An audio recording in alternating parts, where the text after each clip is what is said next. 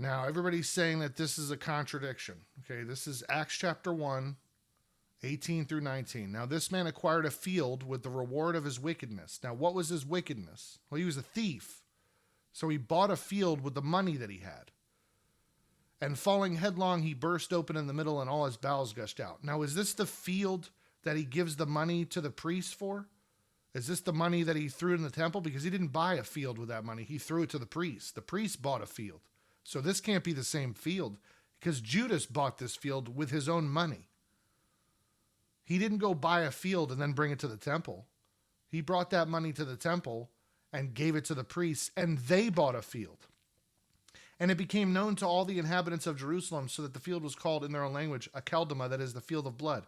Why did the priests call the other field the field of blood? Because foreigners were going to be buried there, not because Judas had hung himself.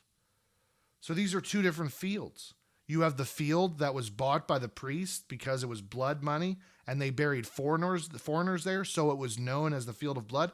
And then there was the field that Judas was found all bled out, and that was called the field of blood by the inhabitants of Jerusalem. So these are two different fields. The other field is a field bought by the priests. But the chief priest, taking the pieces of silver, said, "It is not lawful to put them into the treasury, since it is blood money." So they took counsel and bought with them the potter's field as a burial place for strangers. Therefore, because it was a burial place for strangers, that field has been called the field of blood to this day. Not just by the inhabitants of Jerusalem, but by everyone. So obviously, these are not the same field.